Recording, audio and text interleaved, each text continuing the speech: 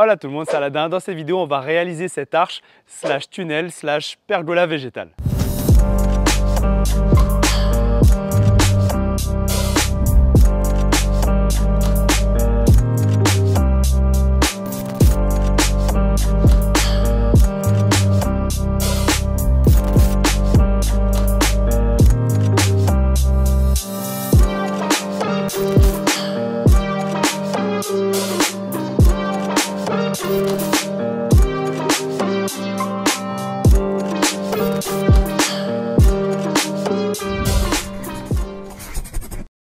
Comme d'habitude, une fois de plus, chaque projet d'acier démarre chez À Tout Faire. Donc À Tout Faire, c'est la boutique physique. La mine de fer, c'est le site internet. Et on va récupérer tout ce dont on a besoin ici. Ça y est, la commande est juste là. Donc on va faire ça avec du tube en 30-30 par 2 mm d'épaisseur. Ici, on a les longueurs, 3,30 m. Ici, on a les hauteurs, 2,50 m. Et ensuite, ici, on a deux traverses pour tenir le tout. Deux traverses de 2 mètres. Et ça, ce sont des petits fers plats de 40 mm.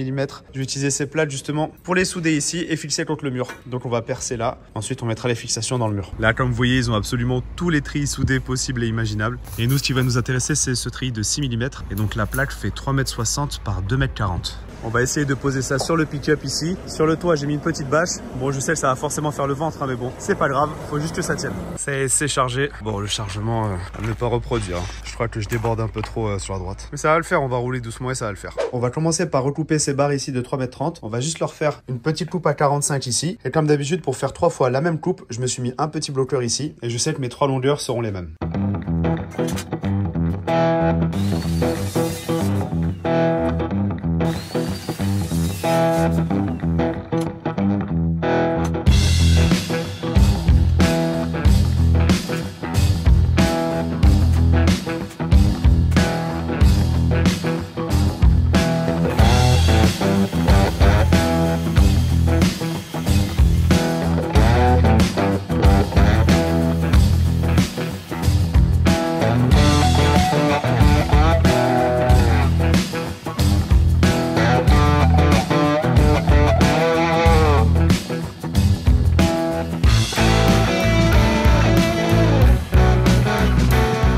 J'ai percé à 10 pour mettre à l'intérieur cette visserie. C'est la première fois que j'utilise ça. C'est pour éviter le scellement chimique justement. Donc on voit bien que ça rentre dans de la brique, il n'y a pas de souci. C'est de la cheville de 12 par 135 et la vis c'est de la 10 par 140. Voilà, donc on perce à 10 et j'espère que normalement ça devrait bien tenir comme ça dans la brique sans avoir à faire de scellement chimique.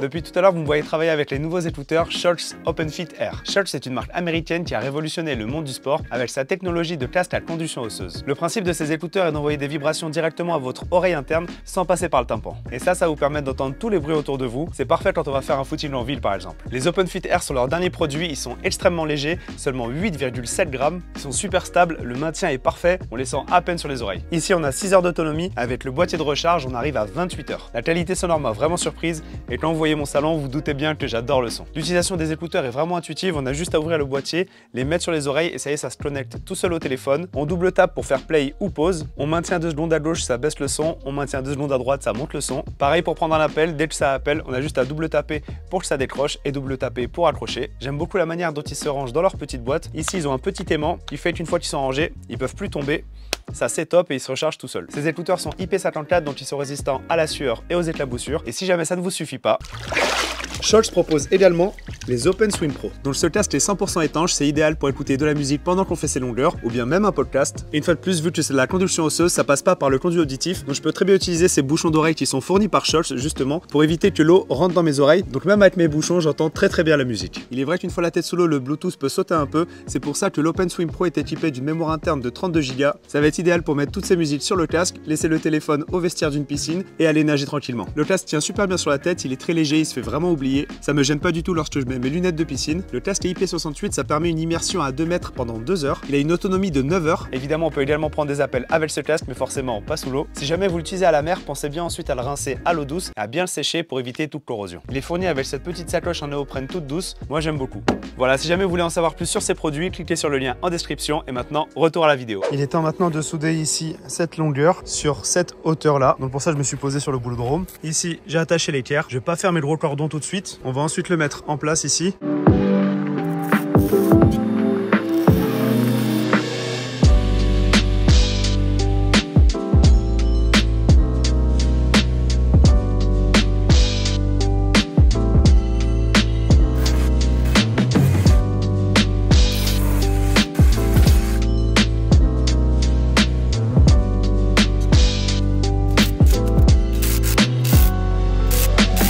Allez, je vous explique la méthode. Du coup, j'ai d'abord ici soudé une longueur avec une hauteur. Je l'ai placé, je me suis bien mis de niveau. J'ai fait mon marquage ici. Ensuite, j'ai percé d'abord à 6 mm, ensuite à 12 mm. Et une fois que c'était percé, j'ai mis à l'intérieur 2 chevilles comme ça. Ensuite, j'ai serré les vis. Pour les serrer, ça se fait avec une douille de 17. J'ai mis directement ici sur la boulonneuse de chez Bosch.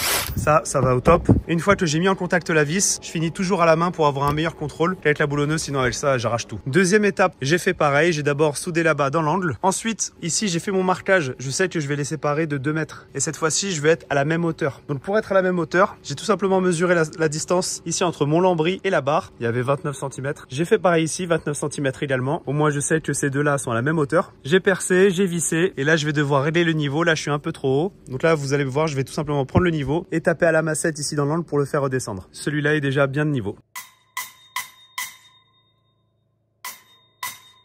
On vérifie évidemment le niveau comme ça, on est bon. Et également dans ce sens-là, tous les aplombs, on est bon. De toute façon, là, je vais rajouter une barre ici pour les souder entre eux.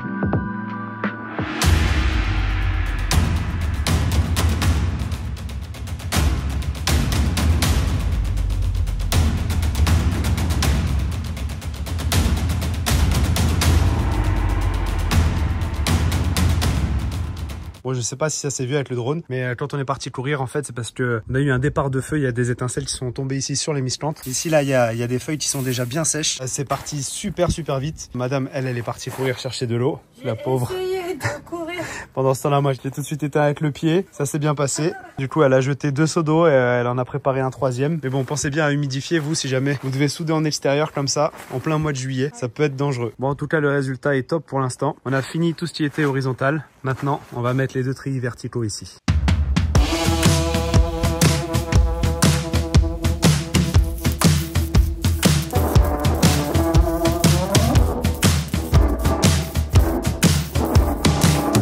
Ça Ça y est, toute la structure est terminée. J'en peux plus, il fait super chaud, surtout avec l'équipement. Regardez, mouchoir blanc.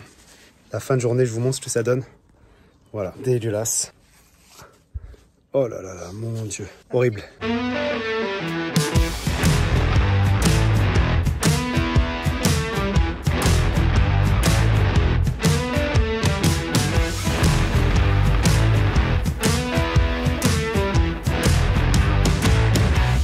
Concernant la finition de la structure, finalement on a décidé de laisser rouiller tout simplement. De toute façon, le tri soudé lui il est déjà rouillé. Et peu importe la finition que je vais mettre, je sais très bien que ça va finir par se barrer. À moins que je fasse un thermolaquage, mais bon là c'est trop tard. Donc tant pis, on laisse rouiller. Moi j'ai juste peur que ça fasse tomber des gouttes de rouille sur le gazon synthétique. On verra bien s'il faut que je traite ou pas. Déjà je vais utiliser cette bombe anti-rouille qui va se mettre juste ici sur les fixations. Ça c'est pour éviter que si jamais la pluie tombe ici, ça me fasse une coulée de rouille sur le mur. Donc voilà, on en passe partout. Et déjà, ça évitera ça. On avait déjà commencé, nous, à tresser légèrement autour de la grille de sécurité de la salle de bain. Je sais pas si on voit, mais là, il y a déjà des grosses branches qui s'étaient faites. Donc là, madame, elle essaye comme un peu de tout défaire. Et là, on a déjà bien avancé. Regardez, on arrive quasiment à un quart, un tiers de l'arche. Ça, c'est cool. Bon, malheureusement, on arrive après la floraison, mais il reste encore quelques fleurs là-haut.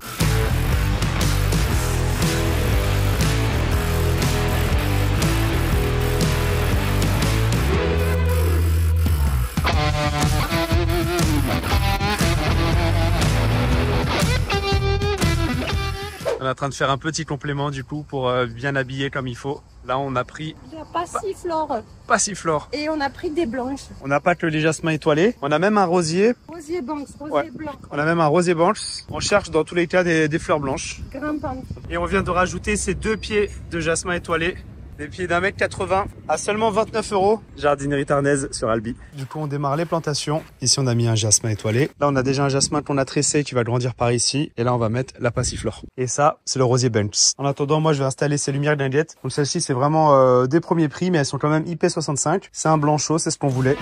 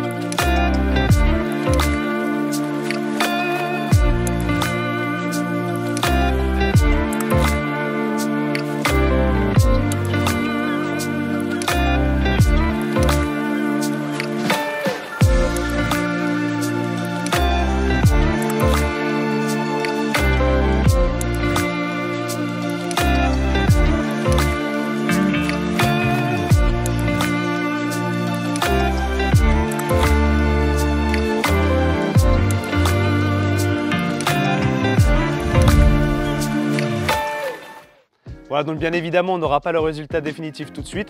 Il va falloir attendre peut-être 1 ou 2 ans. En tout cas, on a trop hâte que ça pousse. Déjà, quand on se balade ici au printemps, que les jasmins sont en fleurs, ça sent super bon. Alors, j'imagine même pas une fois que tout le tunnel sera recouvert. Ici, on est rapidement à l'ombre et c'est super agréable. C'est d'ailleurs pour ça qu'on s'est permis de planter des espèces qui pourraient cramer en plein soleil. Et d'ailleurs, dans la prochaine vidéo, il sera temps de vous faire un garden tour. On vous montrera tout le jardin avec toutes les espèces qu'on a plantées. J'espère que vous aussi, vous kiffez les extérieurs comme nous. Encore un grand merci à Scholz d'avoir sponsorisé cette vidéo. Pour plus d'informations, n'hésitez pas à cliquer sur le lien en description. Mettez un pouce bleu si cette vidéo vous a plu, abonnez-vous si ce n'est pas encore fait. Moi je vous dis à très bientôt pour la prochaine vidéo.